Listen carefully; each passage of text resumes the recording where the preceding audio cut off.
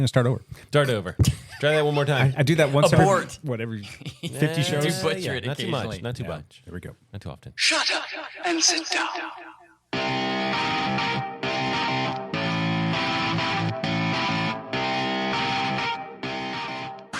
I'm not superstitious, but I am a little stitious. When I'm on my bike, I can do the things I like. When I'm on my bicycle, I look like a jackass. record store to Sometimes I'll start a sentence, and I don't even know where it's going. I just hope I find it along the way, like an improv conversation. Improvisation. bicycle. You are listening to the Dial Podcast with Matt Lee Grand, Lance Hepler, and Jake Von Turing. We all have two lives. The second one begins when we realize that we only have one. Enjoy the podcast. Hey, man, I'll tell you what, man, the dang old boy ain't right. Man, I'm gonna talk about don't kick them dang old ass. Man, I don't take, for God's sakes, Hank. Act like an adult, man. Just try to run and listen. Well, you know, Bobby, I told time don't take from me, man. It don't life too short, man. You don't want to hold no grudge, man. I thought, man, you gonna let little bygones be bygones, man. All right, welcome back to the Dial Podcast. I'm Jake Von Turing. I'm here with Lance freaking Hepler. Lance freaking Hepler, welcome to the show. Hot and in studio. Yes.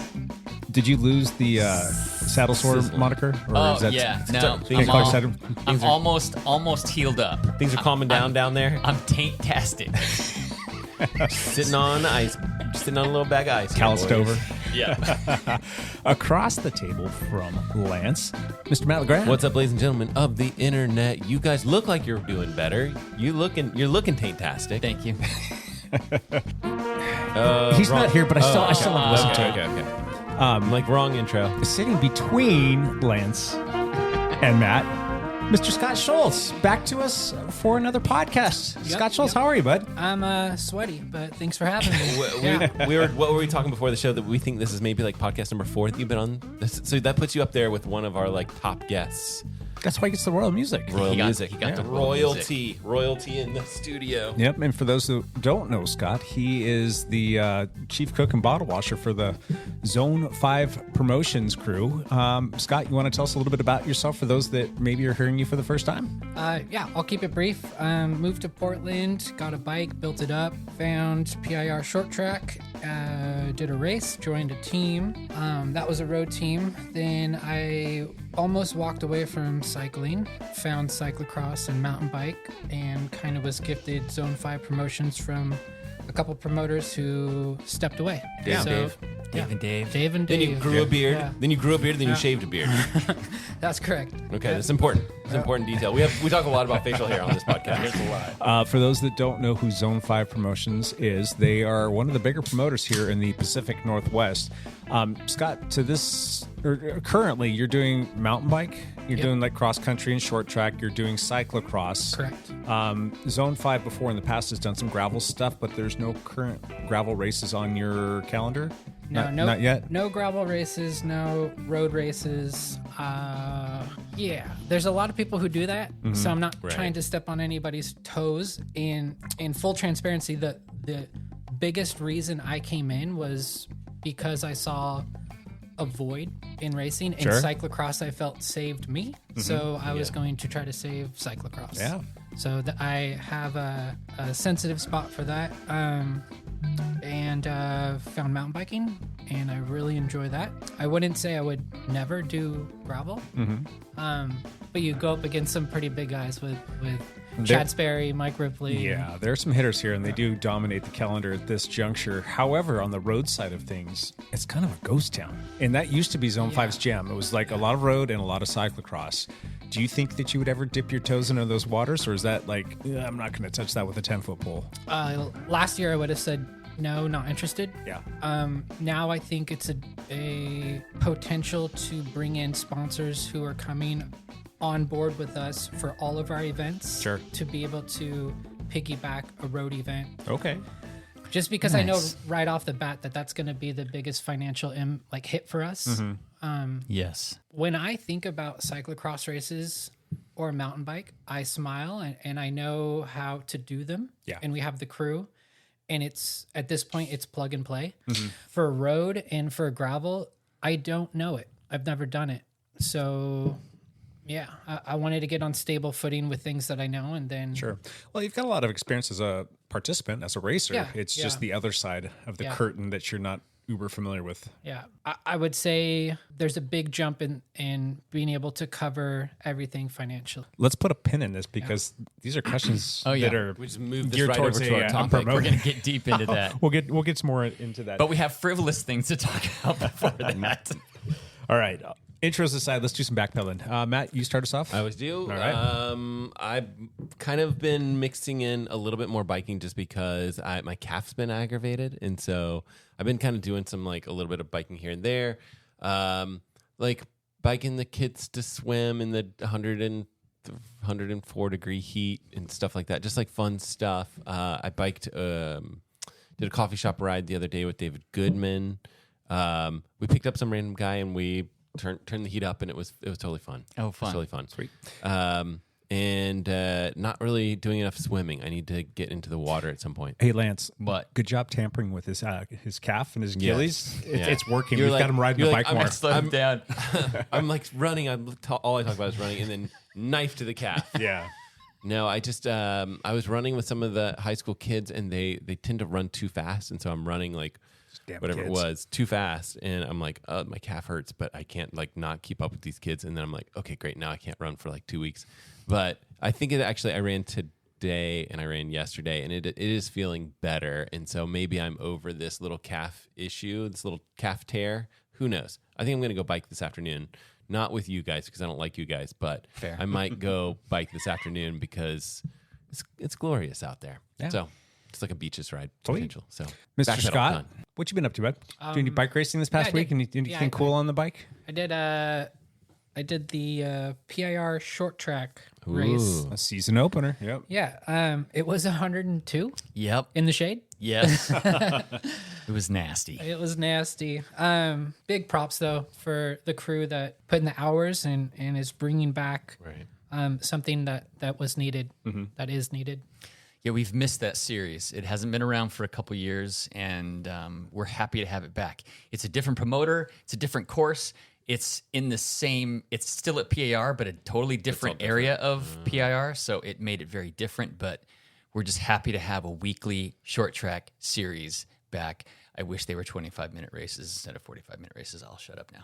Ah, Yeah, there was a funny disclaimer, or I read it as funny because this is not what it said, but I read it as keep your kids on a leash. There's coyotes here. And I'm like, where are we going? Right? Wow. But yeah, it was cool. There's a water level there. There's a slough that runs through there, and the county had opened the slough up beforehand, trying to get some water in a certain area. So we ended up with a mud section on a 102-degree day. But the way it came up was so interesting because you took a turn and it was this grass field, and you're like, cool, I'll put up power in here. And then it felt like you were on a waterbed. Like, yeah, you're doing like 400 watts going 5 miles per hour. And you're like, this is so weird. Yeah. But the water percolated up, and it's funny how that became a complaint. And I was like, dude, if this was a cross race, like I would, Right. like we would be rain dancing for that. Yeah. I believe we're going to use the same area for cross really? races. And so there will be nasty, muddy, ugly races there coming up soon. Yeah. You're licking your chops. A little bit. how'd the race go for you, Scott? I was a participator. Yeah. I rode around like I was on a beach cruiser, and I had the time of my life. So my whole thing was like I wanted to go and see the people who were there, and I look at everything totally different now. Like my ego of racing and results has taken a back seat, and I am just seeing like multiple team tents and people catching up, and I get excited because I'm like 90% of the crew here is going to do cyclocross. Yes. And I can go talk to them about that. Sure. Yeah. That's awesome. But it's so funny. Like Jerry Pruitt was like, Yeah. why sometimes you try and sometimes you don't? And it's like, I hear you clapping and like, I want to like respect that. Like, I want to like show you I can pedal, but then the rest of the part, I'm just like taking it easy. Yeah. He's fun. Gotta love the Jerry. Yep. Cool. Mr. Hepler? Yeah, I also did the short track race. We actually, the Cat 2 men's 50 plus had one of the biggest fields of the night. Of course, it had like 23 people in it or something like that. I went to race. I went to go as hard as I possibly could. But our start area was a little weird this last week. And so getting a decent start position was really difficult. And I got caught behind right at the start, lost positions right at the start, trying to make up time on that first lap and get around some slower traffic, and completely washed out my front wheel. Went down, crashed, lost some skin. I just lost some skin. I didn't really get hurt. I was just bleeding. I didn't get hurt. It's just bleeding. How did you make me bleed my own blood? That's from Dodgeball. Dodgeball? Yes, that's How correct. dare you make me bleed my own blood? So Should we get specific on the start? did you what? Whoa, did you have trouble with it too? Everybody. So But is this just like growing pains? Like, is this just like Yes. this is the first time, Yes. and they'll have Or- it figured or out next round? Did they figure out a way to finally keep Hepler from finagling his No. way to the front of the line? Not quite. So- No. Still did that. imagine like you got your race nerves and you're shoulder to shoulder with everybody, and you're trying to like inch forward, because you want to go for that whole shot, but there's no whole shot. There's Like, no whole shot. They blow the whistle, you drop down like maybe 12 feet, and you hook a right on a little bit of loose dirt, and then everyone goes up over a little knuckle. So in our race, unless you were the very first rider over the Yes. knuckle, every front wheel hit the rider's back wheel. Oh, no. And that was just exaggerated all the way back. So it was like So the further back you are, the worse it was. Yes, correct. people. Oh. Yeah, there's GoPro footage of people in the back just like track Yeah, standing. yeah. So Yeah. Yeah, and Like instant bottleneck, huh? it was the same thing for me. And I started like 15th wheel or something like that in my field. And so the front four guys, forget it, gone. Yeah.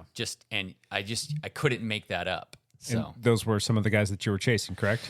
yeah, there were Clydesdales in front of us, under 40s in front of us, 40 pluses in front of us, and then the 50s. But so yeah, there was a bunch of people. I ended up third place in the 50 field, so I cannot complain, even though I crashed and went down and my handlebars were completely backwards, and I tried to ride with my handlebars completely backwards and realized, oh, that's not right, and had Yeah. to jump off and flip it back around. But I ended up catching and passing the whole rest of all the other fields except the two guys who beat me. That's still not bad. There wasn't enough room to get back to them, and they're just as fast as I am, if not faster, and so I wasn't going to catch them anyway. So speaking of lapping, passing, catching, I was coming to the line, and Paul First was flying up behind me. He got on the podium in the elite field, and he's like, "You almost beat me." I'm like, "You lapped me. you're laughing me. You're a completely different speed." You need to lie. You need to lie to him. Yes, son. You should just be like, next time try harder, Paul. That's right. Anyway, so the race was fun. We had like 25 teammates there. Way good. more. We had a Whoa. ton of dialed representative, which was great. More than I thought. And I know a lot of people didn't show up because it was as hot as it It was stupid hot. It was Yeah. actually difficult to be there with it being that hot. It was hard for him to have volunteers because it was so hot. So it was the only race that happened in like a 4-day stretch because everybody else canceled their races. But because they were 45-minute races, mostly in the shade, he was able to kind of pull it off, or he was Gotcha. just being stubborn. And I just saying, can't don't imagine wanna riding with it cancel. being that hot with a new course that's probably kicking up a bunch of dust and doing it for longer. It's just Before the race started, I soaked myself down. Did you? So I was Okay. fully wet beforehand. so you turned into a churro as soon as you hit yes, the ground. exactly. So I was riding around the same time. It was like there was someone just because there was a little bit of a breeze, right? And it was like you just felt like there was a hair dryer on you. Yeah. It was so hot. the next day, I That's actually a record, I think. Record heat for us. it might have been, yeah.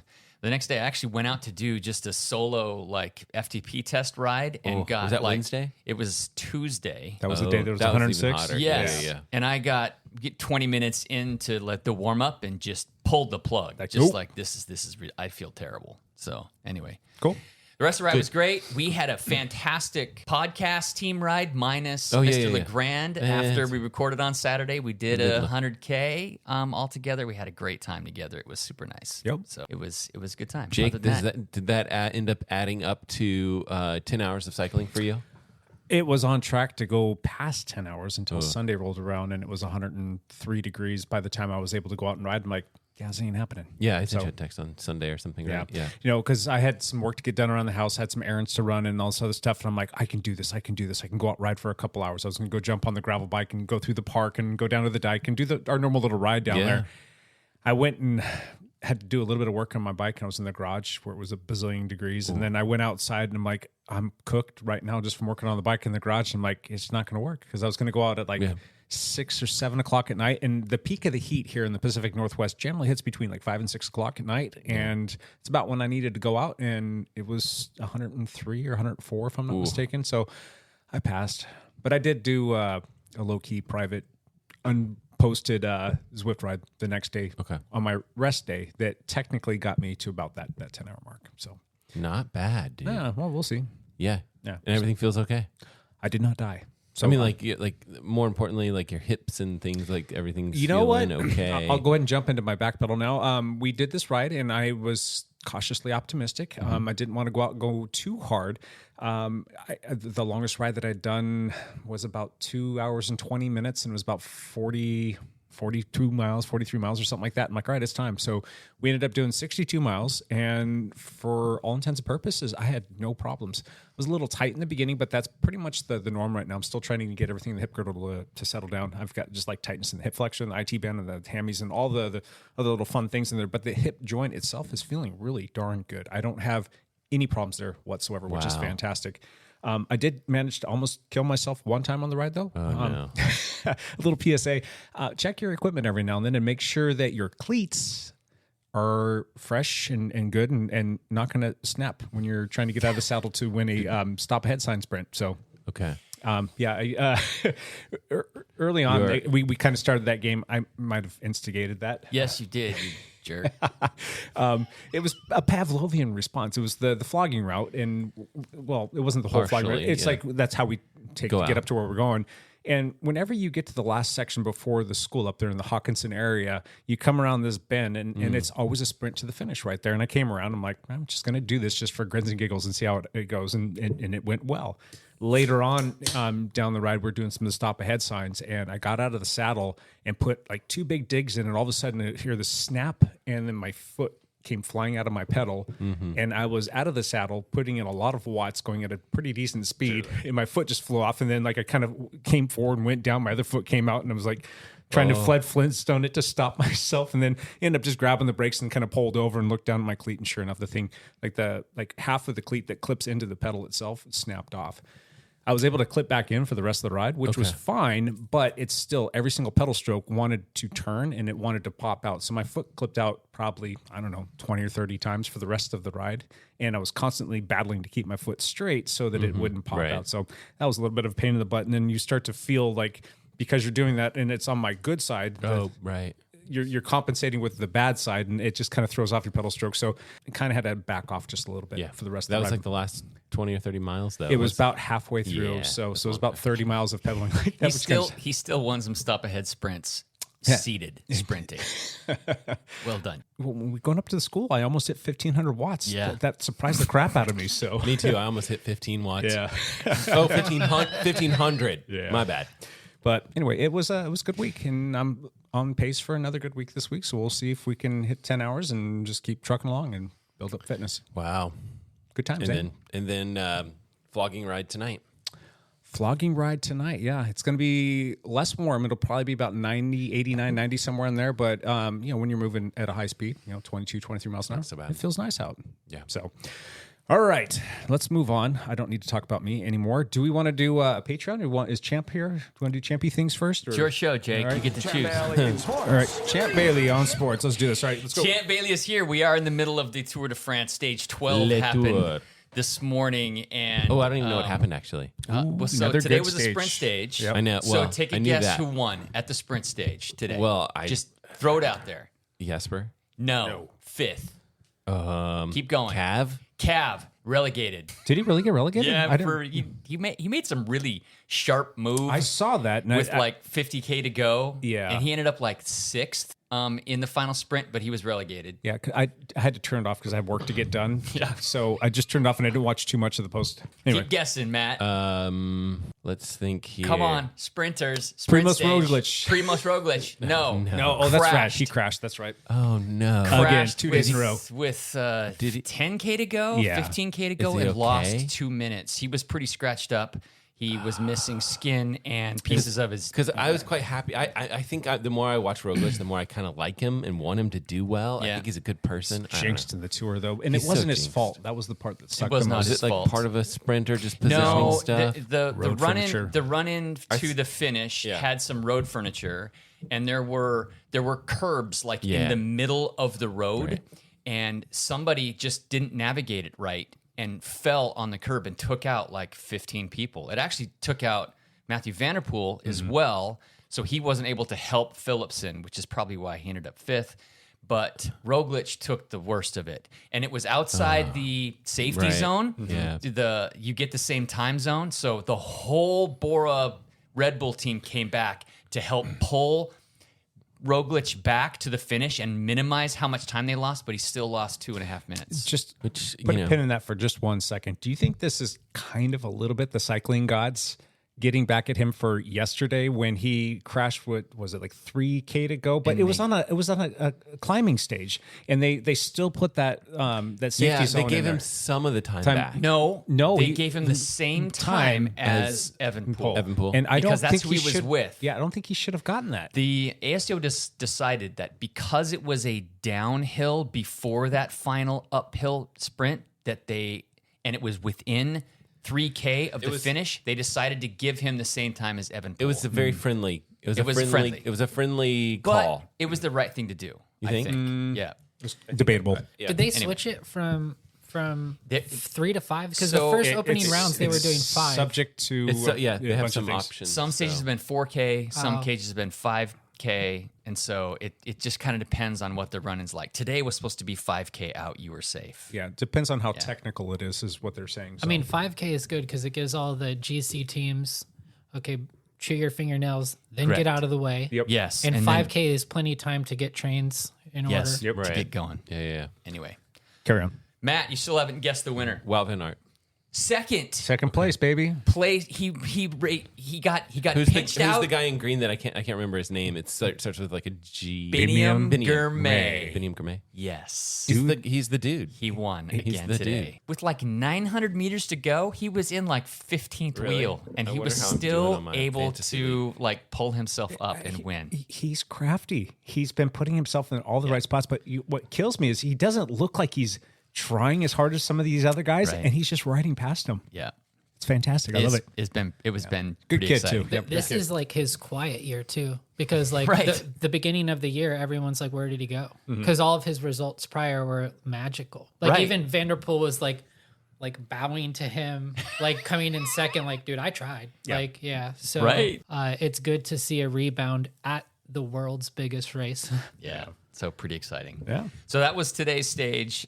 Yesterday's stage, there were some fireworks at the end as well. Pogačar actually lost to Vingegaard, which was quite exciting That was at the end. amazing to watch. Those two guys Pogačar jumped and pulled away, but Vingegaard was able to pull him back on a shorter climb that wasn't Right. quite as steep, and then managed to outsprint him by half a wheel Which- at the end. when you're seeing like Pogačar in the perfect position and Jonas in front looking backwards, you're like, this is over. Yes. That's every single one of us was Everyone probably was like, oh, this is Pogačar's. Taddy's got because this.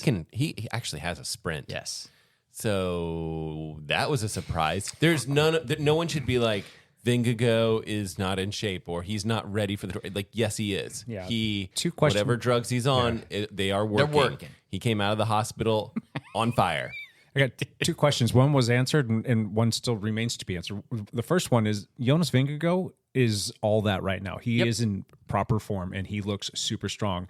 With respect to Tadej yesterday, I don't think that he was firing on all cylinders. I mean, they talked about it a little bit today, and medical person kind of alluded to the fact that he was needing water because he was a little bit overcooked, and he was like, when he asked for some water or something like that, he thought his car was there and they weren't, and so neutral support came up and offered him a bottle. He pointed up, and basically what they said was he was wanting that water at the top of the climb so he could dump it on himself. He wasn't necessarily dehydrated, but he was a little overcooked, and it was a warm day yesterday, so I think he might have overdone it maybe just a little bit. It seems like there's a crack here with him. Gotcha. But that's kind of his MO, though. I think someone was doing power analytics on him versus what he was doing in Italy, the Giro d'Italia, and they were saying that his numbers are not as good.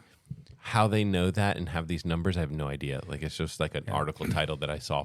All I know is that this makes this race so much more exciting. Exactly. It is not like a foregone conclusion that Pogacar's going to win it, which seemed like the case when this race started. Yeah. But now we got stuff to watch. It's going to be exciting. It is going to be way more exciting. But in this, the flip side of the coin is it the same race that we've watched the past 4 years where these two guys duke it out? Yes.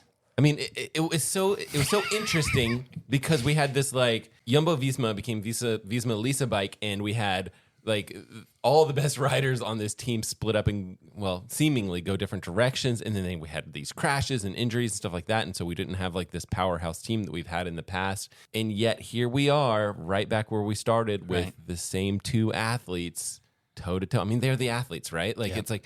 Then I was like, well, Remco, Evenepoel, they're great athletes, but it doesn't look like they have the same firepower that these two have. Even though Jonas, last I checked, I didn't check it this morning, but last I checked, he was in third. He's not even in second. He's still in third. We all still think that it's those two athletes. Remco is a minute and 6 seconds back. Vingegaard is a minute and 14 seconds back. And now Roglic has fallen back to sixth because of what he lost today. Okay. It's going to be fun to watch. So it's going to be fun to watch. I think so, too. I think this Saturday is supposed to be really good. Yeah, the last 2 years, Tade's had a couple days that kind of were his Achilles heel for the entire tour. And I think that yesterday was kind of that day, but he didn't really lose anything.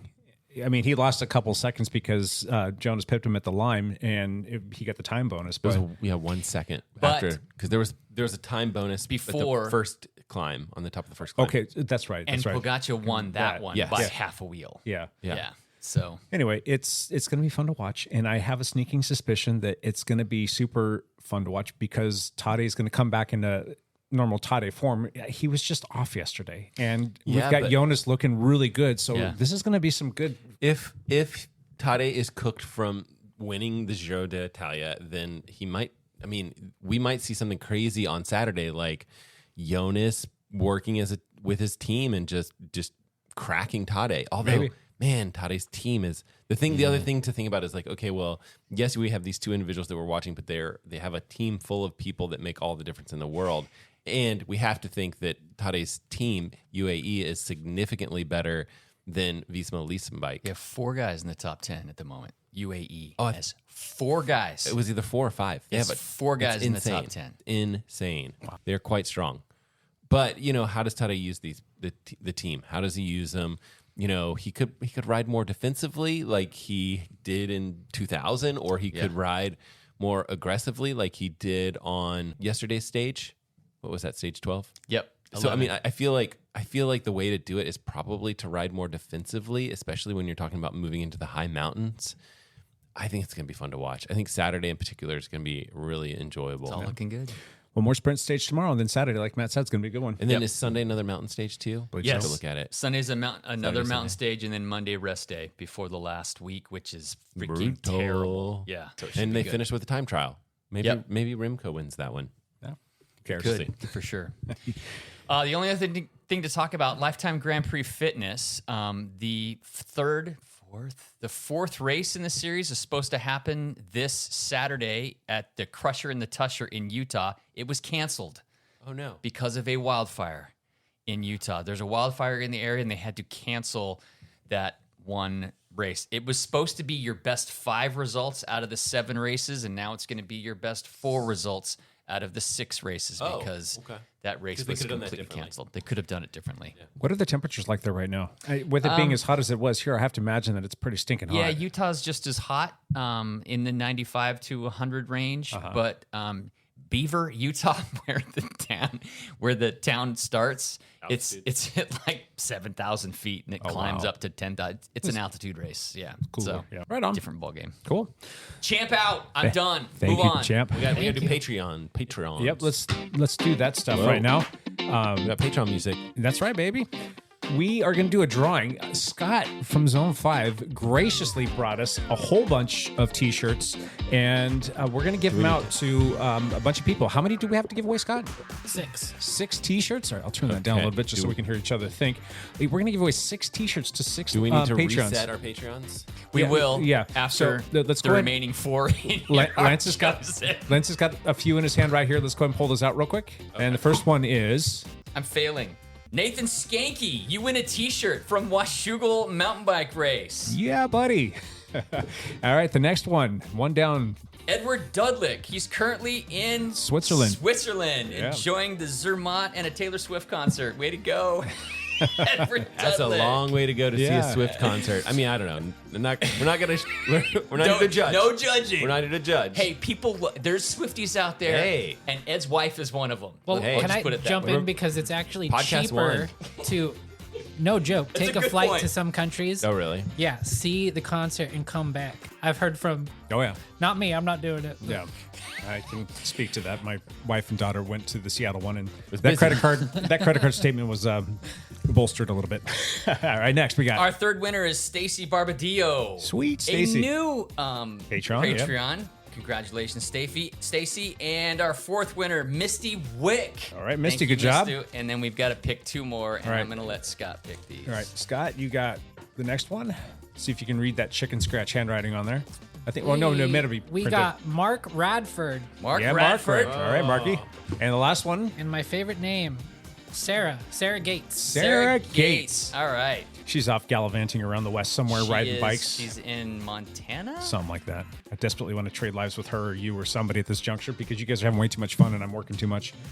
Cool. All right. Well, we do appreciate y'all listening. And if you heard your name, you want a T-shirt, you can get in touch with us to come pick that up. If you're interested in becoming a patron yourself, you can go to Dialed Cycling. You can go to the Fun Stuff tab, and under that is Dialed Podcast. Click on that. And once you pull up that page, you will see a Patreon link. You can click on the Patreon. That'll take you to our Patreon site.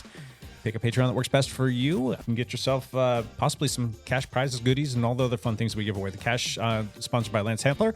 I Anyway, was gonna say cash prizes. Wait a minute. Hold up now. I got $1.250. Yeah. $1.75. but we do appreciate everybody helping us out. That keeps this little dog and pony show rolling forward. All right, let's move on to the next big thing, and that is going to be our topic for the day. I don't have a jingle for this. I should have come up with something, huh? I can sing for you. Go for it. No. Go for it. Come on. Come on. Ask a race promoter. Not bad. That's all I'm doing. Oh, no. Royalty. So Scott graciously accepted our invitation to join us. We'll talk a little bit more about the stuff he's got coming up here soon. But before that, he is promoting a bunch of stuff, and he's doing a fantastic job. And we had questions, and we put it out there for some people that are listeners as well to give us some questions that they had. And we're just going to run around the table, and it's kind of like a hot seat, but for just Scott himself, right? I like it. Ask a promoter. Am I allowed to plead the fifth on Yes, anything? Okay. absolutely. I feel guilty just being like, and next question. Phone a friend. Grill. We're going to grill him.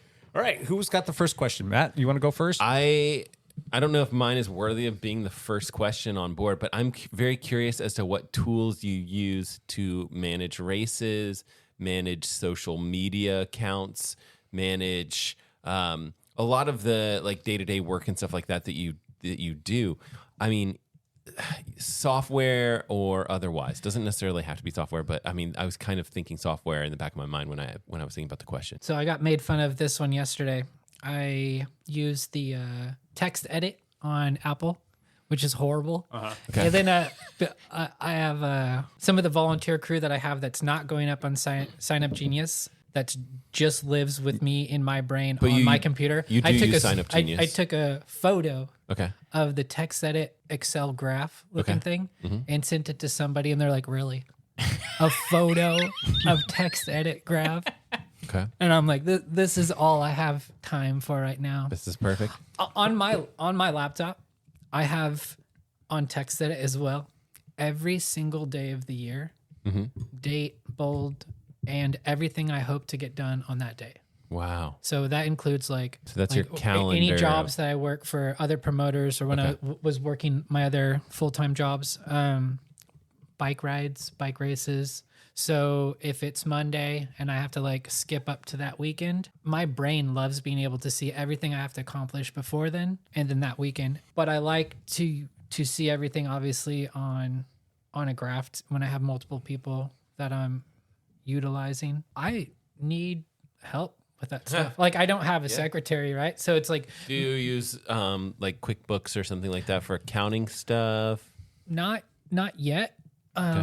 No, things haven't been complicated enough to use that. So the way that it works with taking payment when I do things with Obra as the platform, I get like one lump sum From Obra. payout, and then I just make all my checks out directly to them. And I actually give my checkbook to Nikki, my better half, so I don't see money going out, and it helps like relieve any emotional and that usually happens day of. So we pay out the crew, and I don't want to be able to look around and be like, there's not that many people here today, but I'm paying a lot of money. So but it's not always the case. Now it's a little different, but yeah, I would like to be able to take advantage of more platforms. When I was working in the coffee industry, I felt like the platforms changed monthly. And like our meetings for the damn platforms were more than our logistics of getting product from overseas. It's like, we're going to use what name, whatever. Some new system. And then you're like, you know what? We're spending more time working on like the systems part of it as opposed to doing the job. Even with Slack, the way Slack work and replies, like sometimes it wouldn't grab a reply all and a crucial person in a project was left out and they didn't know it. And 3 other people assumed they knew it. So it's just like, luckily with this, it's just me. So I don't need, like, I'm not going to Slack myself. Like, no slack. I ain't cutting myself any slack here. Cutting you any. But yeah, I anything for social media side of stuff. Like you probably have like a massive amount of info, like kind of photos and things dumped on you at first, and then it's kind of like just sprinkle it out later. Yeah, I run the socials, but again, that's me just pretending. Like I don't do socials for a personal account. Yep. So I hide. I like lurk with ours, and I'm one of the people who don't like it. It kind of gives me cringe because I'm too addicted to doom scrolling right away. So I'll be on there to post a photo. Yeah. And then you're like, it's dang other it. people who call me out and I'm like, I don't even want to do this. Yeah. So So you do feel like you have to do it, right? For the I like the promotional. yeah, part. we all like the way it feels, right? To post something and then you get some interaction, even if it's one person. Yeah. So it's not falling on deaf ears. It's working. And obviously with the sponsors and paying back. You kind of have to give them some exposure too. Yeah. I remember though when I used to care about like more followers, like I used to emotionally care about that. Sure. And then now I don't look at that number and That sounds healthy to me, right? Like that's the unhealthy part where it's like, oh, Right. someone unsubscribed to me. Right. I'm gonna cry myself to bed tonight. Right. I get an email like daily on the Info at Zone 5's email account of like, grow your audience with Trendgram. Yes. Right. I'm like, I haven't done this for the last 6 months, Trendgram. Like, You're like, pass. Pass on that one. yeah, my platforms are like my phone. Yeah. Yeah, my phone and my laptop, and even scribbling things down on 3x5 cards. It's so much stuff will come to me between me being anywhere. Yep. So it's like, what do I have closest to me? Like my phone to write a note down, like paper, and a lot of like the bike race promotion stuff is asking people to believe in you, and then trying to keep everybody on like schedule. Like you said, you could do that. You'll do that. In order for these things to happen, like all that needs to happen first.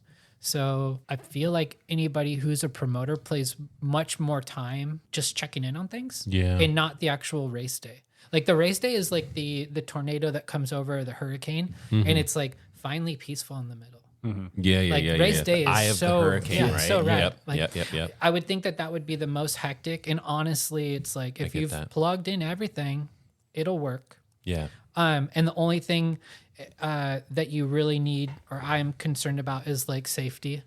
And if anything goes wrong, like We have access in and out, and just clear communication, because doing mountain bike races, you don't have the best reception with phones. So, Right. and you're playing like a game of like, this radio will make it to this point. Yeah. That radio will make it to that point. If you leave your post, someone else with the radio needs to be there. Right. So you don't leave with the radio, because that kind of helps this beehive Right. operate. Yeah, Good that's, answer. That's all I got for Good answer. for- Good answer. Good answer. But if anyone here has suggestions or wants to help, I took a pretend photo of my 17-week-old daughter with like the laptop next to her and a phone, daydreaming of a secretary, receptionist, everything that like so I funny. don't do well. Yeah. You know, it's interesting that you run your own social media. Mike Ripley is a big promoter in the area. Chad Sperry, they've both been mentioned already. Chad Sperry, big promoter.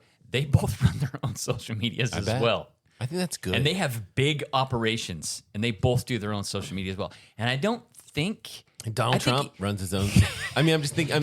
I think that's the part that a lot of people like, is that like this is the real people that do it. Yeah. It's not like you're talking to a PR person, right. And good or bad, I think in this time in history, you can't really promote something well without a social media presence. Do you And feel like that's I true? feel like that. I think we all have our characters, like our voices. Yes. Like Mike's gonna talk way too much. Yes. And you're like, dude, I need like Cliff Notes.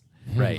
You get Chad's a Summarize pretty that email. for me, please. Yeah. Chad's pretty cut and dry. He's busy, so it's like, does he love this? And it's like, yeah, he's just doing a lot of stuff right Yeah, now. yeah. And then I feel like I'm overly emotional. Like I'll write it and then I'll like delete some of it. I'm like, they don't need to know all of this, but it's like cathartic and therapeutic, and it's course. like, because every post is a bunch of like, we appreciate you. This is year 3 for us, and we could have the community could have decided we don't go on, but they decided we do go on. As long as we got that support, we continue going, and the sponsors haven't told me otherwise, that they don't like our tone or. I don't like your tone. Yeah. I don't like Yeah. your tone mustache. That's what I get all the Yeah. time. You get that a lot. That's good. I like the personal signatures on like company Instagrams. Sure. Yeah. Yeah. You're a big part of Zone 5. I mean, the vibe, the culture, all that stuff starts with you, and you feel that in your social media posts. And I think that something would be lost, a little bit lost in translation, if it was somebody that you were paying or somebody that wasn't as emotionally invested in what you're doing. So I think that there's something to be said about, that's good that you're the one that's managing it.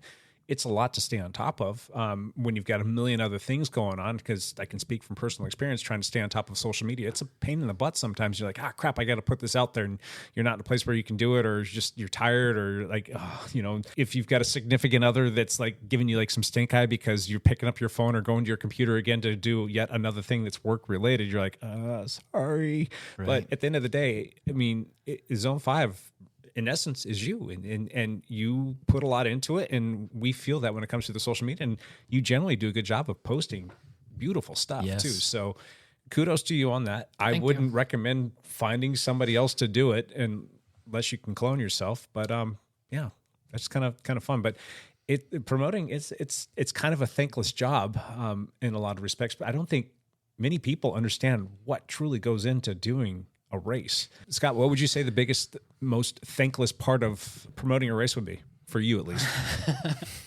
Is that long list or? Well, backtracking just a hair, like when you were saying it's a thankless job. Like one thing is like we're dealing with a lot of volunteers to help us do course builds. Sure. And in my mind, it's like if you've done it once, you're not coming back.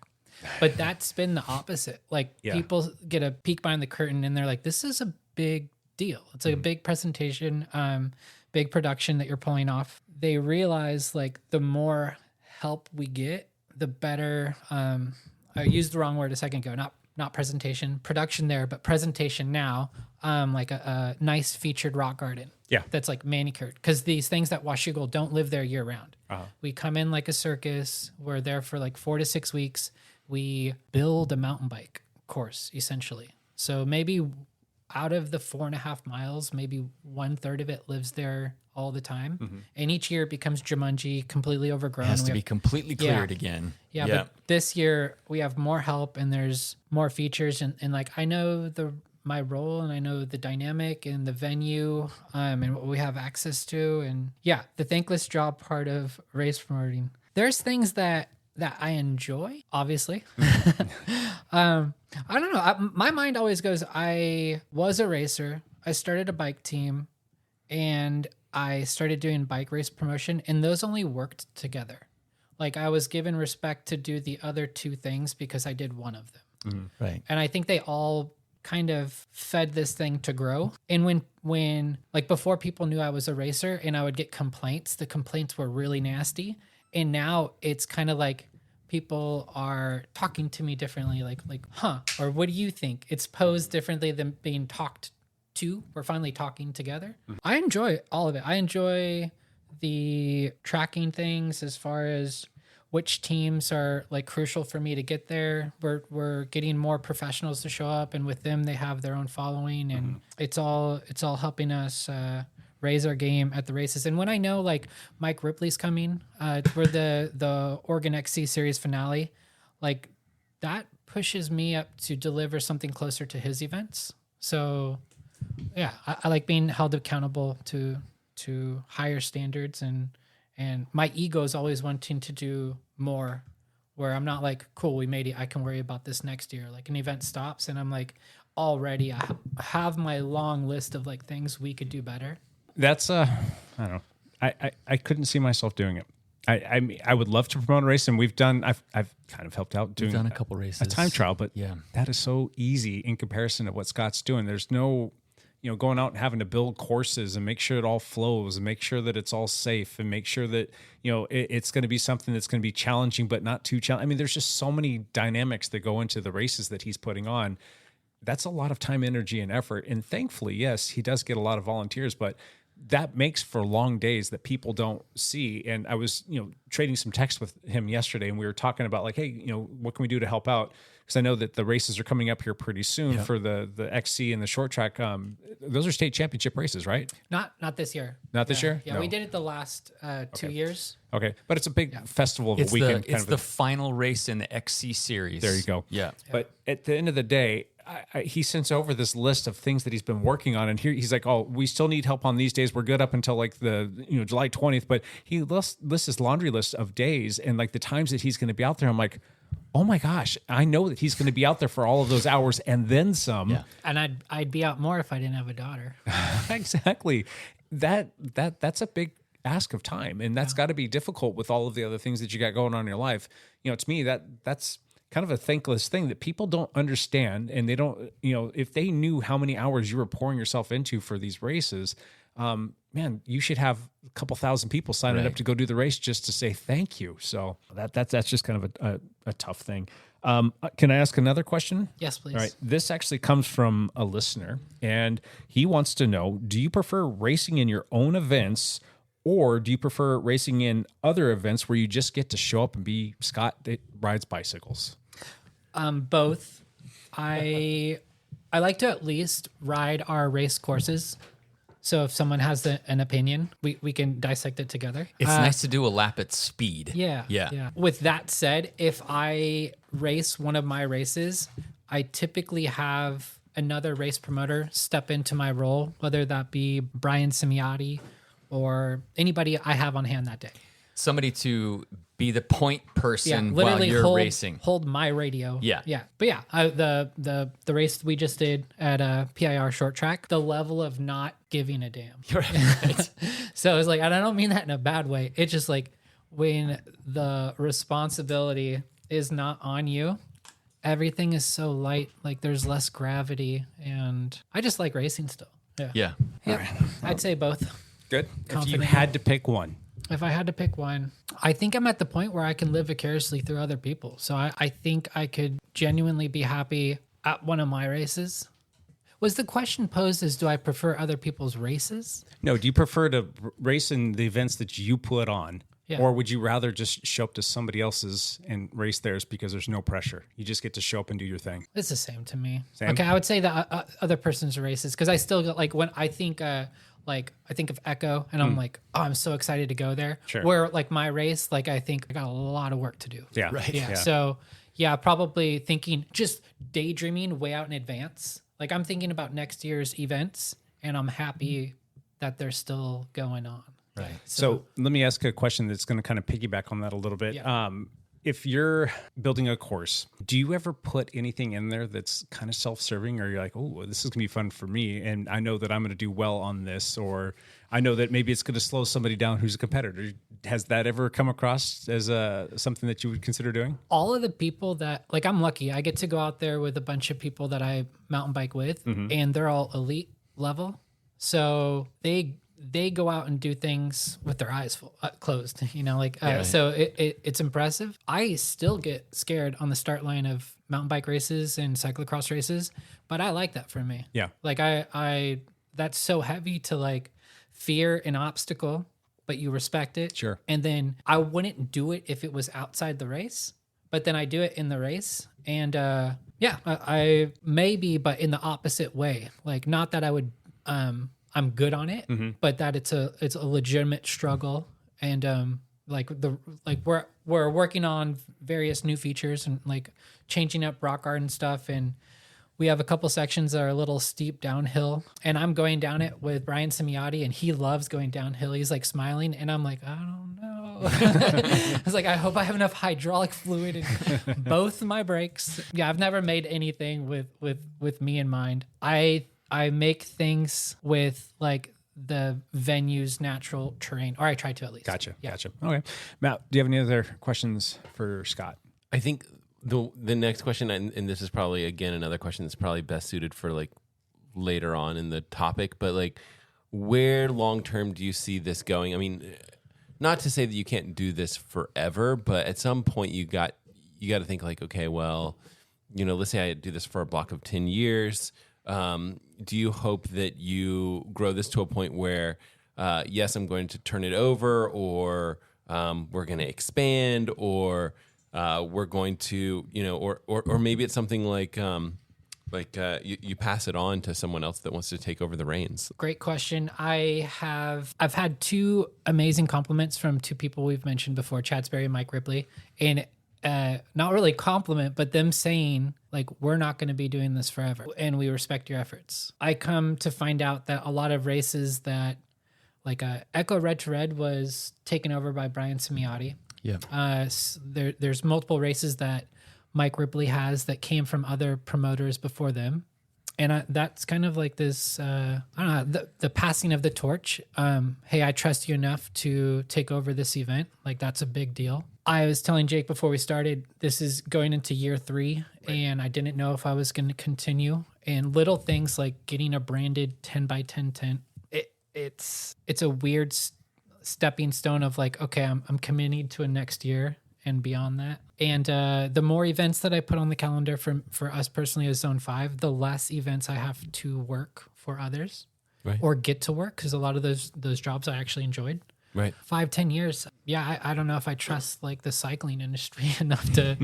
I mean, The cycling industry will implode. It's like a given. Is that what we decided? Well, there's peaks and valleys with it, Yeah. with all of Yeah. it. There's peaks and valleys in race participation. Yeah. And so, you know, some cyclocross might be up, and mountain bike racing might be down. Road racing might be down. Cyclocross racing might be up. You just have to see the trend somehow and try to jump on it. Yeah, I think the trend of like the Lance Armstrong effect of someone being an American who's great, and then like we all kind of want to emulate that, and then like right now Americans are in a healthy place with road racing, with mountain biking, with cyclocross coming up too. I think there's always just a little bit of a shadow of time after we see really good results from Americans to the amateur level, because like a lot of those Americans who are doing well now at the UCI level, they came from feeder systems of like junior teams. Yeah. Right. And now those junior teams are like, see, it worked. Right. Like, and that there's a lot to be said with that. I like the idea of sticking around long enough to maybe seeing my child just something pick I one of your know. events, yeah. Selfishly being like, it's something I know. So Yeah. it's something we could do together. Like if she takes up a different sport, like I'll learn that sport. But this, at least I have some footing with, I like what it can be a team aspect, but it's solo paying. Yeah. Yeah. So I like that. That kind of leads into a couple questions that I have about this, and maybe it's more business related because that's where my mind goes with stuff like this. But let me start by saying you saved a lot of Obra and our Right. racing here in this area, and I want to thank you for that, because we would have lost half our cyclocross season and a couple great mountain bike races if you hadn't stepped in and taken over those races. And so I want to thank you for that, because it's made a difference to people like me that loves to race, and I hate course building, but I love to race. And so I'm just really happy that there's people that are able to do those things and that you stepped into those roles. I appreciate it. So my first question is this your full-time job? And my second question is, how are you, is it working? Because I don't want you to go away. I don't want race promoters to go away. And I know for race promoters to continue to do this, you have to make some kind of money. There has to be some way to live off of this. And so is it your full-time job? And do you make money from it? And please let the answer be yes. All right. Right.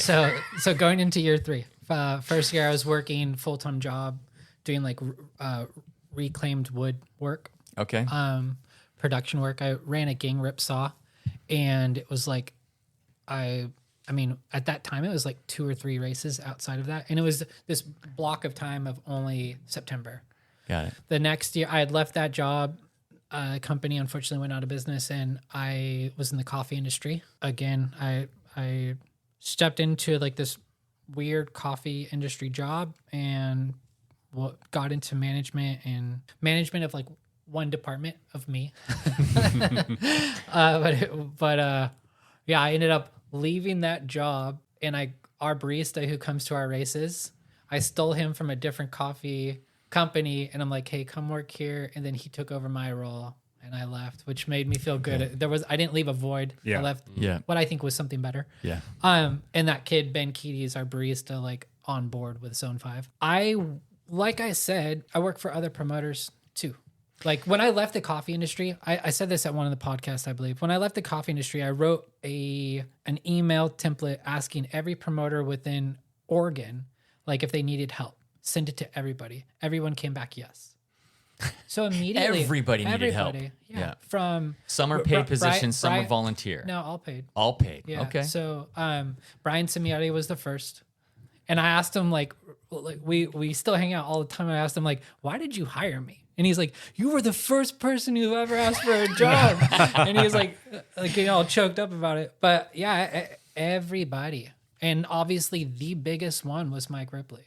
Because going on with Mike Ripley, it wasn't just like mountain biking. It was gravel. It was his running races. And I'm like, oh, crap. Like that's like, honestly, between Mike Ripley only on Mudslinger events and my events, that was enough to cover house payments. Fantastic. And it's not like we don't make a lot of money, but we spend even less, right? Right. So like, yeah, but that changes, right? You have a daughter. True. So then Yeah. you start watching things differently, and it's like, I can live frugal, but I'm not doing that for you. So, Right. so yeah, we're bringing on more events. We can touch base on that. What like Zone 5 is growing for next year. Last year you did, I don't know, you did like 7 of your own events, I think, like that. So we did the Washougal was the 2-day short track, team relay, cross country. Yeah. We had the failed attempt of the 2-day Pacific Pacific Northwest Short Track Cup. And that was like, we tried it on like a Mother's Day weekend, and that one hurts. Like that. We just didn't get enough participation. Yeah. So I'm still like sensitive to that. Like I have post-traumatic stress. I'm like, I hope I don't blow it at Washougal this year. But you're learning every single step of the way, right? Like you Yeah. were just like, you mentioned in there, like, oh, Mother's Day weekend. Okay, well, note to self, like, we're not doing that. Like, we're not going to leave these weekends, certain things alone. And maybe Mother's Day is one of them, and maybe it's not. Like, maybe it, wasn't the right fit or whatever. But like, it seems like you're learning every step of the way. Yeah, with grabbing certain weekends, it's what's left over. Absolutely. So yeah. the Mother's Day was left over. the big dogs get to go and take the dates that they found out worked over 10 to 20 years of doing this. So Right. they're going off of like real numbers. What's crazy is like I'm learning everything. So when people have like this inference of like I'm not doing that, that's not worth it to me. It's like I've never done it. So How do I know if it's worth it? yeah, I'm gonna start finding out my hard way. But even at that, like we had recently launched like Team Biciclista, and it's got to be the same feeling when you see dialed show up in numbers. Like we had like 20 like teammates there, Right. and I was like, even if this is just our event, this is rad. You're like Yeah. totally worth So it. yeah, so it's all. And now with financial sponsorship, I know right off the bat we're not going to go into the negative at Fantastic. any of the events. And it took a few years to prove yourself enough that you're able to get sponsors that committed for the year, not for a specific race. Correct. yeah. Fantastic. Yeah. And some of them never wanted anything to do with cyclocross. And I've like nurtured that out of them. Okay. Like, hey, like anything you have that we're using for mountain bike that's left over, do we have your permission to use it for cyclocross and still like sell you as a sponsor? Yeah. Like it's not something we did. And then like I give them like 2,000 photos of like whichever photographers we had. Yeah. Can we use these? Yeah. Thank you. Yeah. Yeah. Good questions. Good questions. Those are questions that Lance and I've asked each other about Yes. promoters in general, not just Yes. you. But I mean, it's one of those things like you start kind of crunching numbers in your head, and you're like, well, this cost that, and this cost that, and How are they doing Yeah, it? exactly. Like, where's the net in this? I have obviously I have all of that from all the first races we've done. The craziest thing to look at is year over year offering more, but your expense report isn't as big. Yeah. So it's so crazy. Like every photographer is worth paying them for. Here we have a lot of amazing photographers. We do. And the first couple I was paying like a big price tag. That's one thing.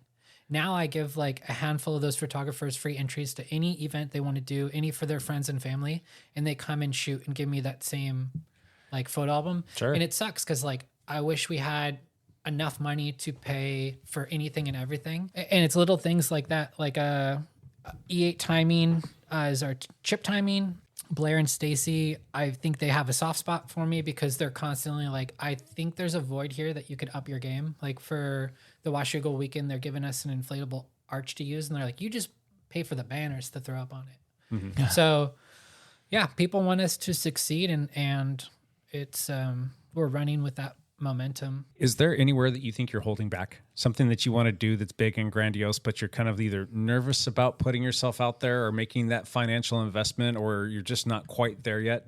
Is there something that you really want to do, but you're just still kind of holding back a little Yeah, bit? you guys know Bill Scheiken from Wide Angle Oh, yeah. podcast, and he Yes. does Grodeo Yes. podcast.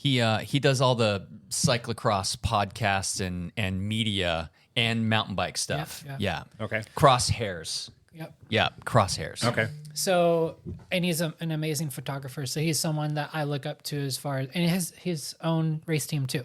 Yeah. So it's a lot of like, oh, cool. I like everything this guy's doing. And I asked kind of like a candid conversation via email. I live in Oregon. I put races on under the banner of OBRA, but I've also do races in Washington, and we've been in WSBA. Our goal is to be part of a bigger series with one of our mountain bike races. And these are the national series, whether it be a USAC series or there's like one or two other mountain bike series that travel. The US Cup, Yep. which is, I don't know who runs it, but I was like, what do you, because he'll have podcasts when they talk for a promoter on behalf of a promoter, but none of them are promoting. And I'm like, look, I'm new to this. I can be your vessel. What do you see happening? And I will try it. So my goal is an event, a national event, whether it be mountain biking or cyclocross. And I want to get into conversations with USAC and be like, is there room for a cyclocross race to live on the West Coast and not just a random national that we get every 4 to 8 years? Yeah. And how do we do it? So I think before there were so many people bidding on hosting a national, hosting a Pan Am's, and if you look at the Pan Am's numbers, it was crickets. So it was in Montana and on a weird weekend and on a weird course. But as someone doing that same thing, your mindset, if you have an ego, is I can do that better. Mm-hmm. So it's like, if you can, then show us. And I'm like, all right, who do I talk to? How much money does it take for you guys to let us do this? Yeah. But I think specifically Washougal and the venue like checks all the boxes of it's within an hour to the airport. You can camp and stay there the entire week of, and it has built-in amenities, and we bring in like food and coffee and beer. And there's place for 10,000 cars to park. Yeah, even more now. They made more space. But what I haven't done that I hope to do before I stop bike race promotion is being part of a bigger series. Some national cyclocross series or mountain bike series, something that gets on the schedule and gets more exposure. That would be fantastic. Yeah, and it is not a selfish thing. It's like, I honestly think of all of our kids that have to travel to other states chasing points. Yes. To go all the way. Where's cyclocross nationals this year? It's Kentucky again? Louisville? Yeah. I'm not sure. I think so. And then, the mountain bike one, which is the weekend before Washougal. That's I don't even know where it is, but it's not on it's not on the West Coast. Yeah, right. So, and we have a lot of talent that comes out of our area, and it would be cool to showcase what we have here more. Gotcha. Yeah. Matt, do you have any other questions? Back to me. Lance? No, those are my questions. I got it's all business related. I know. That's how I feel like I lean towards. Another one that comes in from a listener, and this one kind of struck a chord with me. And you know full well that we've got a full juniors program, and that's something that we're pretty passionate about.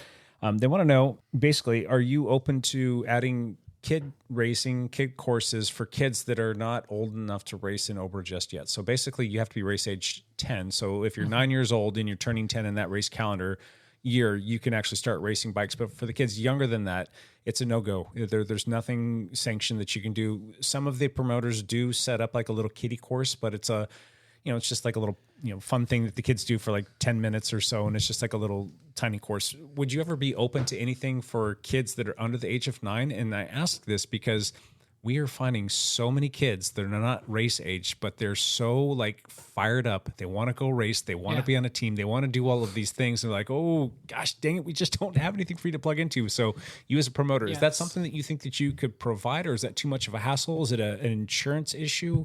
I don't know as far as the insurance goes, because I believe as long as they have a parent guardian signing everything, it's the same for our current juniors. Yeah, that's what I would think. Yeah. But we fell short of this at Zoldercross. We actually cut about 120 of our wooden stakes short off the ground height. And we were going to build a miniature cyclocross course like a lot of races do, but have like miniature barriers and have everything like a miniature course crossing where you had to be small enough to fit underneath it. Yeah. So like I romantically think of offering that. Yeah. But again, it's like it's a miniature production. It's still a production. Sure. And you have to have people. We have On Stadnik like offered to run it. I never did any of these because I came to cyclocross later. Yeah. In my late 30s, and but I heard Cyclocross Crusade used to do a much bigger job when it was sponsored by Speedwagon and had like a crew of people doing the kids races. Kitty Cross. It was, I heard that was... It was a big part of those race days. Yeah. I know as a parent, and when my kids were younger, like I used to take them out to short track, and they had a little kiddie course set up there, and it was fun. The kids had a blast doing it. It was a little bit too small, and they did mix kids that were, really small with kids that were bigger. So you got some kids that are like not running over the little kids, but they're kind of like, getting in each other's way. But I know as a parent, I would love to see something maybe just a touch bigger and let them go for a little bit longer and have it be something to where they can go out there and have a good experience that wants to plant that seed for the future so that they can continue to race their bike. And as a parent, I don't need you to give this to me for free. I'm happy to pay for my kids to go out there if they can have the experience. If someone's just setting up a couple cones and you're just kind of doing like a little, whatever. I mean, that's one thing, but to actually have a little bit of a course, that might be kind of neat. Yeah, I know Tonkin will have the kids jump on to like the main course. Like he'll have some time on a cyclocross course. And we've done that as well. At short track last year, we did that for a handful of the kids. I think we had like a dozen kids who just asked, and we're like, yeah, well, let's create something. And we had them run through the whoop section, the moto whoops that are hard for an adult to go through. And then, and then basically come back and like blitz across the grass. But I think that's something that could be pulled off, marketed to a sponsor and have for like the entire Harvest Cyclocross series. And when we do our series overall podiums, like, you get to stand under the lights up there with us. And you could have the kids just do one lap around the actual course and then just divert them around anything that's like overly technical or like just way out of their ballpark. Yeah, like you said, it's weird. Like, the younger you go, the bigger the gap in physical ability with how a child's maturing. Not all 6-year-olds are created equal. True. Yeah. Even when I do rides, like I'll do a ride and there's kids that are 14 years old and I'm like, you're a full grown man. Yeah. Like, I will never be as full grown as you ever. Yeah. We see that all the time with like my kids, where it's like my 14-year-old is a kid. He's 14-year-old kid. Yeah. He's little. And it's like he races these other 14-year-olds. And I'm like, Who has a mustache? how much? Somebody needs to buy this kid a razor. Time to shave down, buddy. There's just like such a wide variety of maturity at specific ages. And it's different at 6 than it is at 14. And it's so wild. So how do you make a race for? Yeah, and that one's hard too, because at that same age, like things are far more. They can almost be damaging, right? Like if you do a race and it's supposed to be a fun thing, and you're kind of taking it more serious, right? If we're making this series and everything, and they have a negative experience, maybe we lose them. You can play the what if game all day long, but at the end of the day, you got to That's give them true. the experience to build upon. And if it's a kid's first time, it's just all in how you put it out there. It's how you frame it up, and it's the narrative that you create behind it to let the kids know, like, hey, there's going to be some kids out here that are wicked fast, and if you're not as fast as them, that's fine. But use them as a measuring stick of like, all right, next time I come out, I want to be this much closer to that kid. And as long as you frame it the right way, I think that you can get the message across, and the kids can have a blast. And if they come in dead friggin' last, and then they're going to be sour about that, then we didn't do it right, or we got to like help them understand, like, hey, that's just where you start. This is your measuring stick, and like next time you come out, let's do it a little bit faster. Yeah, I dig that. Yeah, I mean, I immediately think about like having chip timing and looking at things, and like, is my metric of gauging like how well I did. Yeah, like you're not always going to get on the podium. Yeah. So it's like you can look at your times, like, were my lap times consistent? Yeah. I suck at that. Yeah. So the closer I get to being within like 10 seconds, like, I'm so proud of myself. I'm like, cool. That's one thing I'm getting better at. Yep. Monitoring efforts and like gauging efforts. And every time I do a race that doesn't have chip timing, I end up making a lap segment on Strava just so I can see lap times. Yeah. Last question for me. I don't know if the boys have got something else for you, but is there a race promoter and or a race that you look up to that you're like, all right, that's my gold standard. That's where I'm striving to be too. I know that you kind of put your own flavor and you've got your own way about doing things, but I mean, we all take a look at people and say, I want to be like so-and-so. I want my event to be like this. I want my team to be like that team. Are there races or promoters out there that you really look up to and say, I want to be like them someday when I grow up? Yeah, definitely. Like we've said the names a couple times, but as far as like longevity and sticking around, Mike Ripley, Chad Sperry. There's a random like enduro downhill mountain bike series that I follow online, like Race Cascade. Have you done any of those? I have not. Their social media and their podium presentations like my favorite. Yeah. Anything they post, I'm like, damn it, Nikki, how do they do this? How do they make it look so good? Yeah. And it's like all the people are smiling and happy, and they're genuinely, I mean, with enduro and mountain biking, downhill mountain biking, it's kind of a different flavor. It's a bro vibe. It's a different vibe than, not saying they don't bring it, and they're not athletes, but it's like and that's what I was leaving road racing, and then finding cyclocross. It was like two extremes. Very much like so. Yeah. Like their focus is more on like beer and their focus is more on like themselves. Yeah. And then like mountain bike was a good like Mix of blend the of two, that. yep. I'm like, these people can have fun and camp at night, and you would think that they're just like part of the work crew, but they get on the podium the next day and I'm like, oh, they just have their race nerves are settled. It's Yeah. different. And then downhill and enduro is just like, it reminds me of like metalheads that are so gnarly, but they're like really soft. Yeah. Yeah, like that same kind of like, they're really really gnarly. But their presentation, like we're finally starting to work on that branded stuff, and Sure. we have the photographers coming now. It's like our responsibility to deliver. So what's the one race out there then? Because there has to be a race too. Like those are some great names to toss out as people to look up to, and for good reasons. They're doing fantastic things, but there has to be a race out there. I mean, is it like a Belgian waffle ride, or is it I think the Cross Crusade, or what they're doing?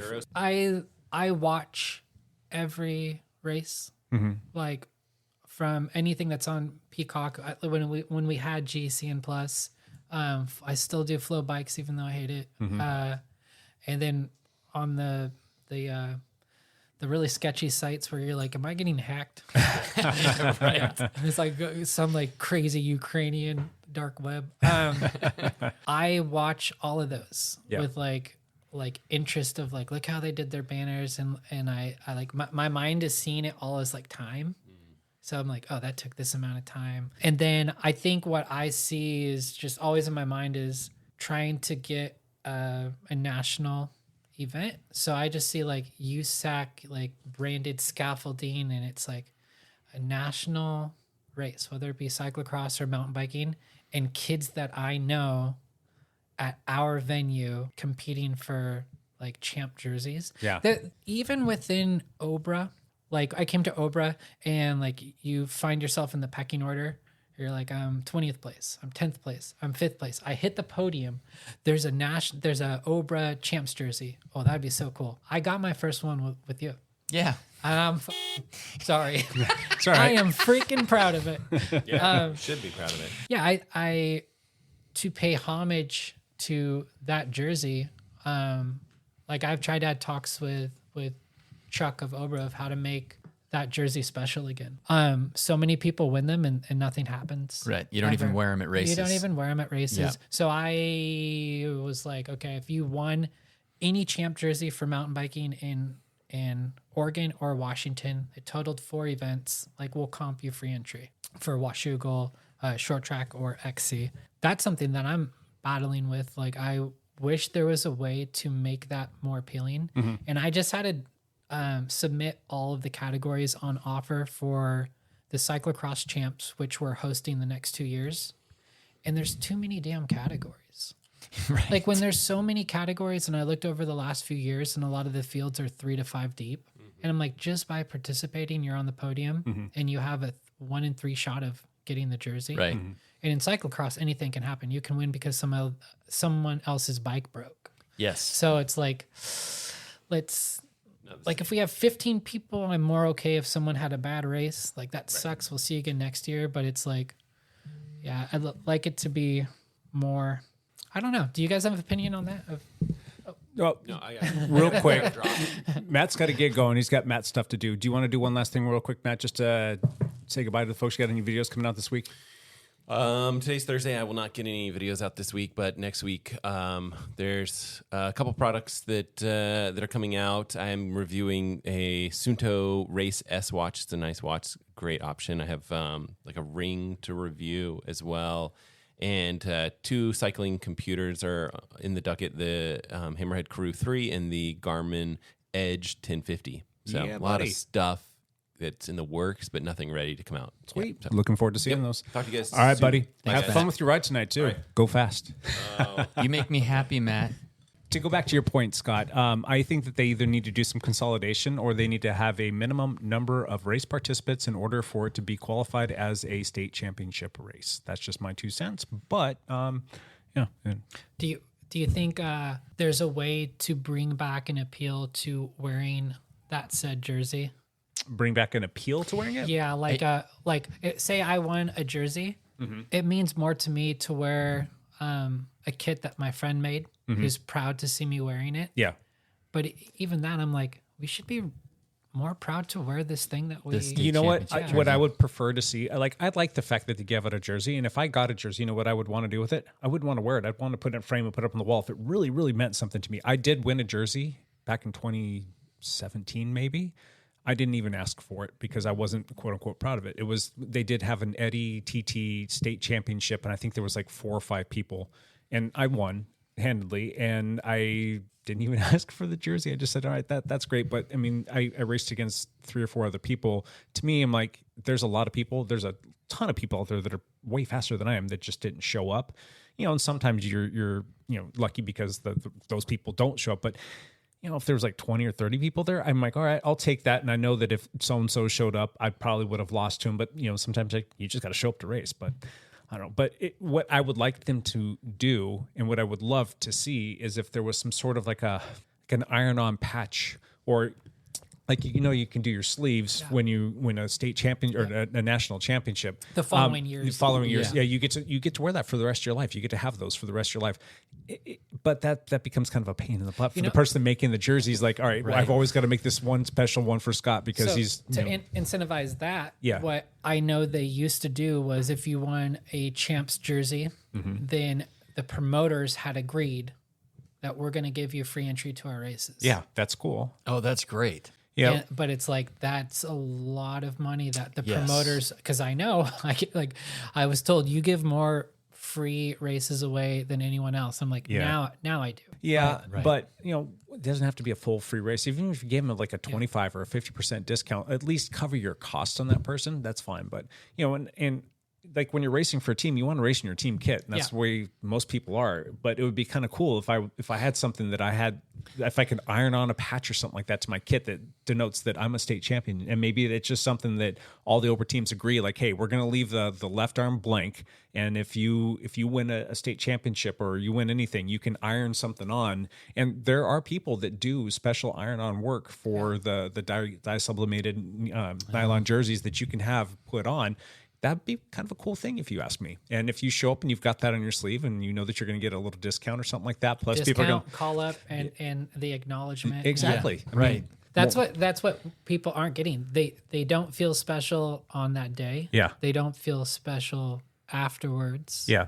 But, if I'm showing up to, regular week rides or something like that, and I start seeing people roll up and they've got that stuff on their sleeve, I'm like, oh, that guy's a hitter. Or that guy's like legit or something like that thing. So, and if they're not going to show up to that weekly ride wearing their Ober jersey, and not for nothing, if they did, people might kind of snark at them a little bit, like, why are you wearing that? Why are you wearing that? Yeah, why aren't you just wearing it? We have that stigma. Yeah. But like when we go to Baker and there's a lot of people who come in from out of town, and you see the California Thirsty Bears with like California champs on their sleeves. Sure. And, it's like it's not laughable to me. It's like I respect that. Yeah, there's a lot of stuff that I think is missing in our community, and I've always been from day one about celebrating your people, whether it's like your entire community or your organization. But for me, it's more about like, let's celebrate our team and let's celebrate team accomplishments and acknowledge the things that you've done.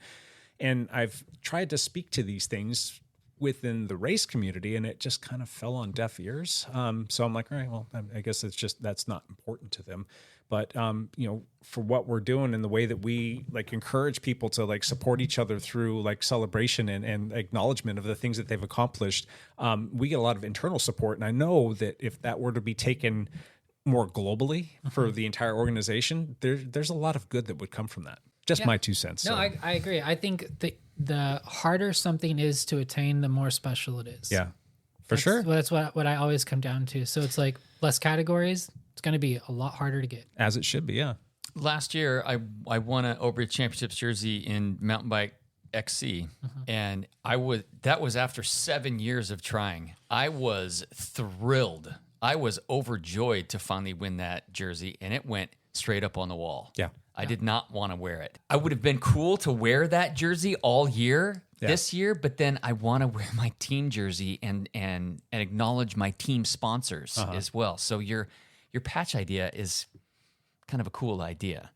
But It goes a long way. yeah, there really is no benefit other than winning the jersey when Just you win. think one. about so many things that like you're going to go to a group ride and people are going to show up, and we put on rides all the time. We've had a lot of people show up that have never pinned on a number before, Right. And they see just your jersey, like, hey, what's the deal? Why is everybody wearing the same jersey? Like, you're obviously on a team. What do you guys do? And they don't know what cyclocross is. They've never thought about doing it. There's gravel racing, or you guys do road racing? I didn't know that there was, like, what's this OBRA thing that you're talking about? That conversation happens all the time. That's just one more layer of, like, they see that, like, all these people are wearing our kit, and then they look over at Lance and they look at his sleeve like, hey, everybody else's sleeves are normal. Why do you have that on there? It's a conversation piece that you're not going to have any other time, because you're not going to be showing up wearing your Overstate Championship jersey. It's just the only reason why people are going to know that is because you're going to tell them, and then they're going to think that you're some egotistical a-hole. And like, well, why are you telling me that you're some state championship guy? But I will say, I won the short track state championship this year, and I am wearing that jersey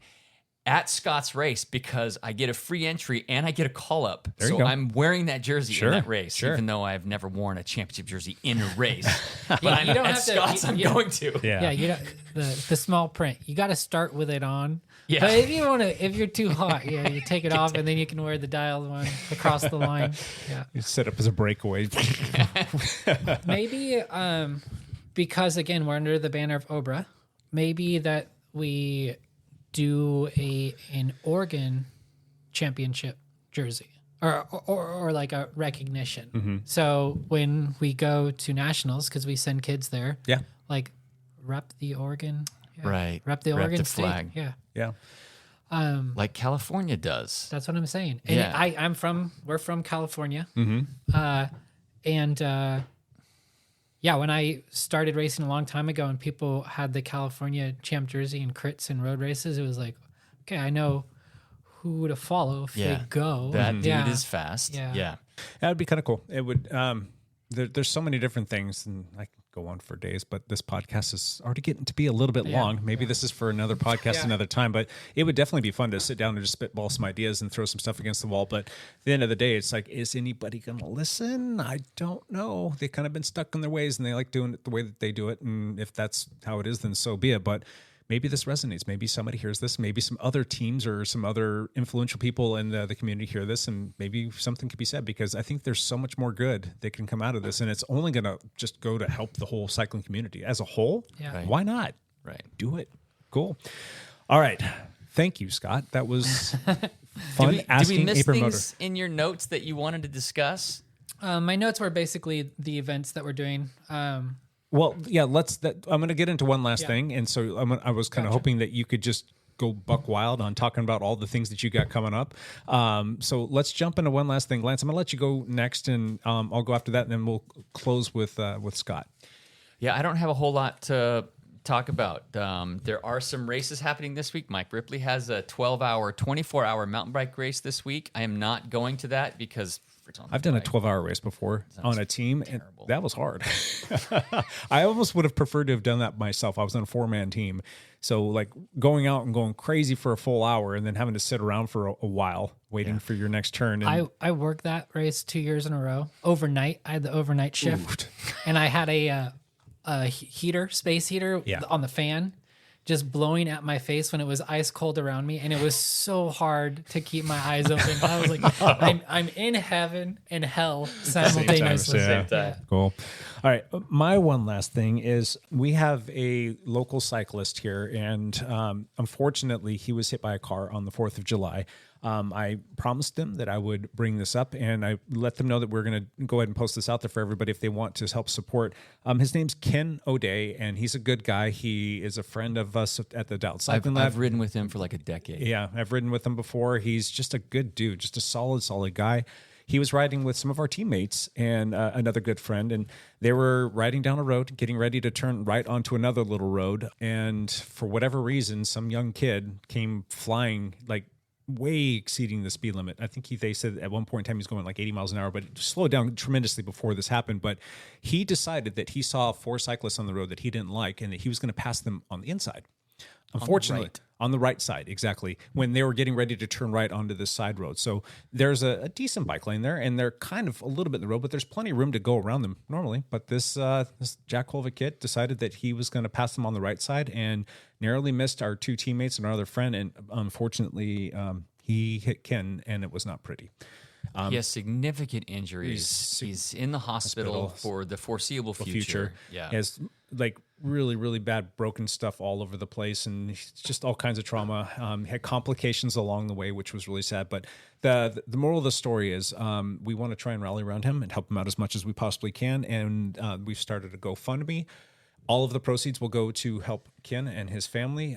He's got a son who's getting ready to go off to college. He's got his wife and himself. He's a working man. He's going to have extensive medical bills. Not quite sure what the extent of coverage is, but like in this day and age, that kind of stuff, even if he does get some sort of settlement or payment, that could be years down the road. So we want to try and rally around him as much as we possibly can. We started this GoFundMe. We will post that on our social medias for everybody to check out. If you can just give $1 or $2 or as much as you want, that'd be fantastic, because every little bit helps. We do appreciate that. Yeah. Anyway, wanted to put that out there. We're pulling for you, Ken. Yes.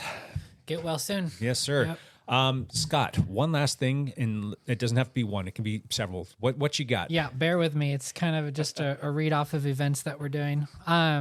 This year, coming up, Washougal MTB, it's July 27th, 28th. Short track and team relay are on Saturday with an afternoon, evening, night schedule. XC race will be on Sunday. And like we stated earlier, that's the series finale of the Oregon XC series. And Mike Ripley will be on site to do the overall podiums. Sweet. Cool. New this year, big for us, $1,800 equal cash payout between the 2 days.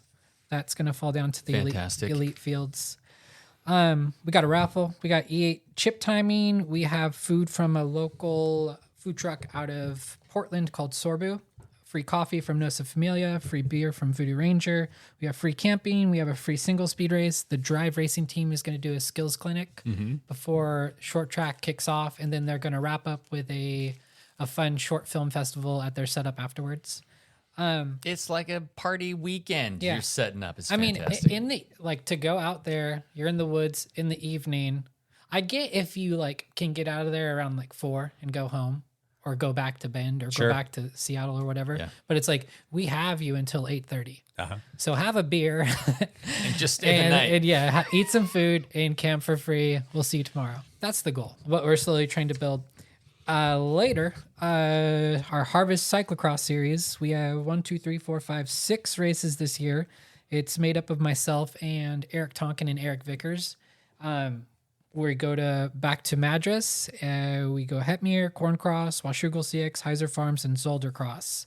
Zoldercross is going to be a 2-day. Those all fall on Sundays. The Saturday before Zoldercross is going to be the Oregon Cyclocross Championships. Thank you. And we have that for the next 2 years. Sweet. So the Saturday is going to be all age groups. And then Sunday, we'll pull out Cat 1, 2, single speed, open, and women, and the Athena's Clydesdale categories for champs. But a majority of the age groups will be done on Saturday. All right, the big ones for us. Zone 5 Promotions 2025. We are taking over Echo Red to Red. Woo. Yeah, that is huge. Yeah, and we've all talked about this offline. Typically, you don't get handed over something when it's doing well. Yeah, that is absolutely. It crushed this year. Yeah. It was gigantic this year. And that's without an effort to get more. That's just accepting who comes. But Brian Semiotti, who handed it over, he's a big part of us at our races.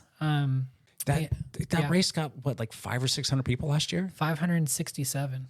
Jeez. I tell you, I did a bunch of national mountain bike races this year. I did the Cactus Cup in Phoenix, which pulls in 1,000 people, but it's in Phoenix in January. So everybody who mountain bikes there.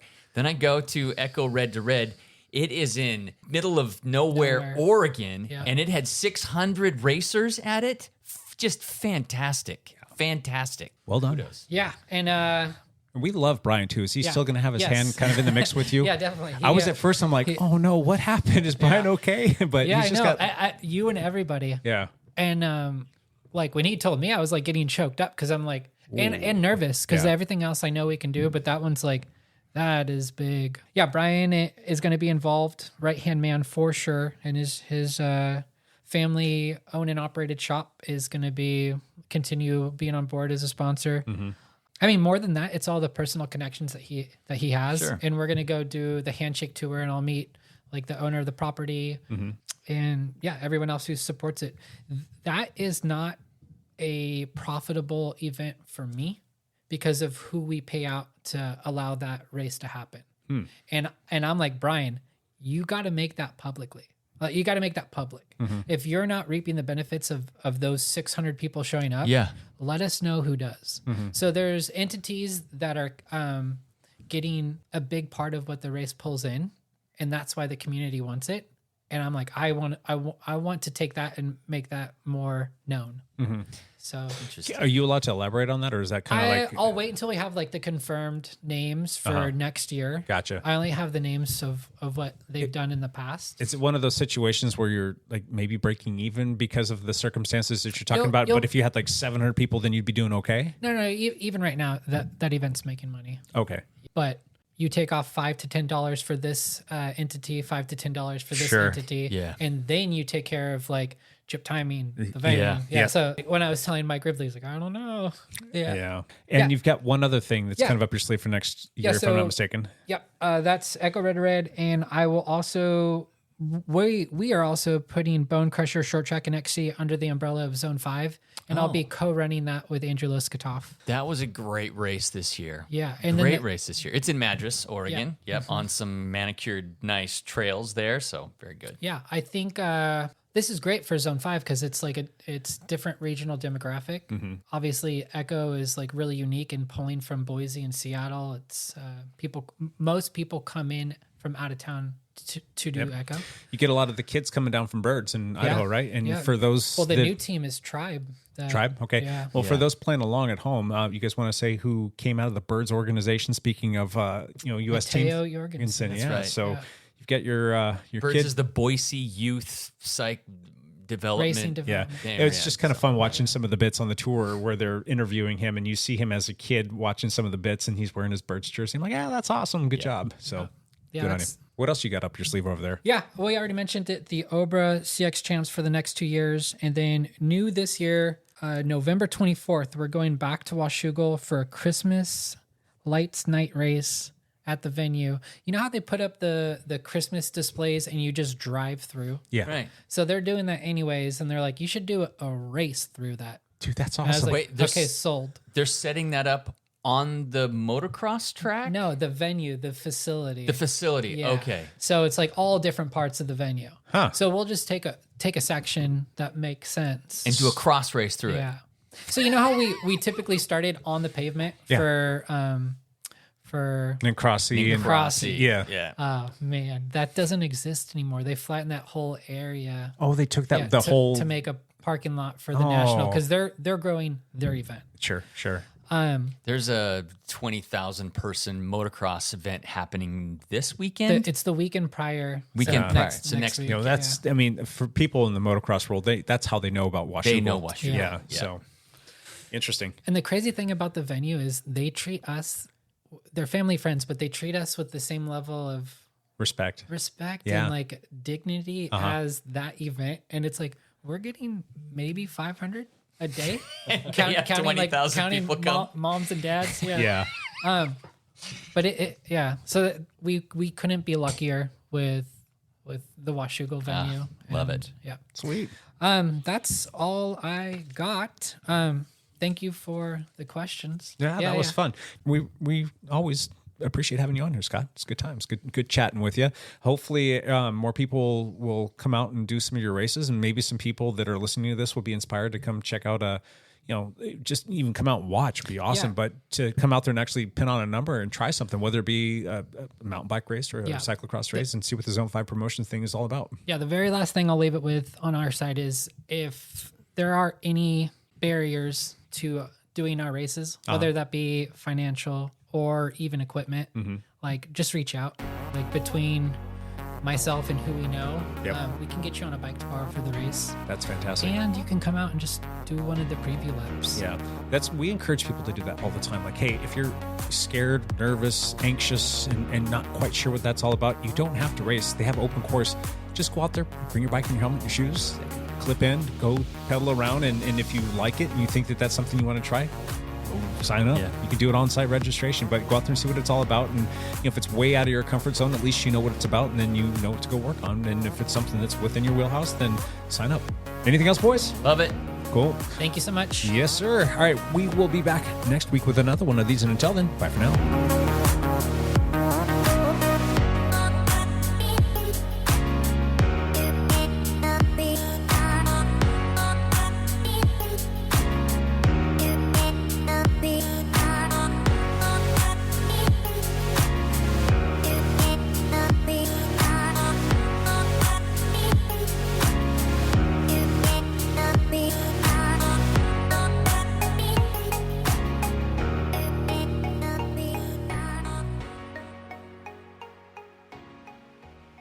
You know something? Nothing for you!